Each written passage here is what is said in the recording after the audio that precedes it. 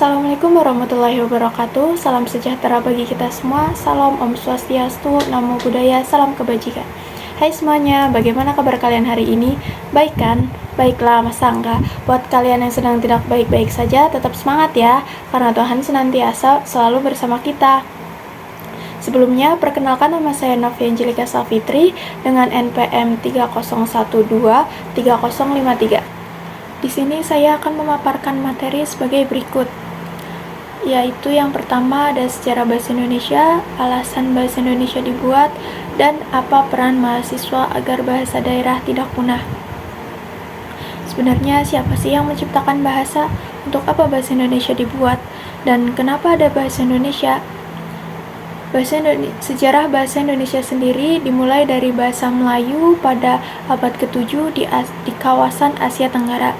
Bukti yang menyatakan itu ialah dengan ditemukannya prasasti di Keduka Bukit tahun 683 Masehi Palembang, Talang Tuwo tahun 684 Masehi Palembang, Kota Kapur tahun 686 Masehi Bangka Barat, dan Karangbrahi tahun 688 Masehi Jambi.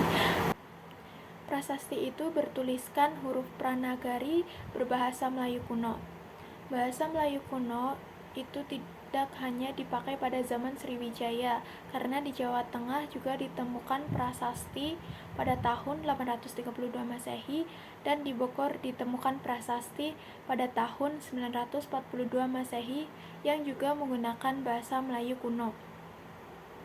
Pada zaman Sriwijaya, bahasa Melayu dipakai sebagai bahasa kebudayaan, yaitu bahasa buku pelajaran agama Buddha. Bahasa Melayu juga dipakai sebagai bahasa perhubungan antar suku di Nusantara dan sebagai bahasa perdagangan, baik sebagai bahasa antar suku maupun sebagai bahasa yang digunakan terhadap para pedagang yang datang dari luar Nusantara. Bahasa Indonesia juga diambil dari serapan bahasa asing lainnya, seperti bahasa Inggris, Belanda, Prancis, dan Arab. Lalu, bagaimana nenek moyang kita terdahulu berkomunikasi? Apakah menggunakan bahasa isyarat, gerakan tubuh, sandi, atau morse?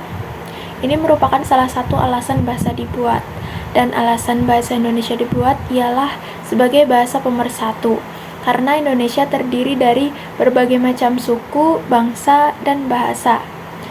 Sebagai bahasa nasional, bahasa Indonesia diantaranya berfungsi sebagai simbol. Dengan adanya berbagai macam bahasa daerah, lalu bagaimana cara kita melestarikannya agar tidak punah? Ada beberapa cara, yakni dengan menggunakan bahasa daerah sebagai bahasa sehari-hari. Kita juga dapat mengenalkan bahasa daerah melalui sosial media seperti IG, Facebook, Twitter, dan sosial media lainnya. Oleh karena itu, kita sebagai generasi bangsa harus mempertahankan dan melestarikan budaya yang ada. Jangan sampai budaya kita dicuri dan diakui oleh negara lain atau orang lain. Mungkin itu yang dapat saya sampaikan. Bila ada salah kata, mohon maaf. Wassalamualaikum warahmatullahi wabarakatuh.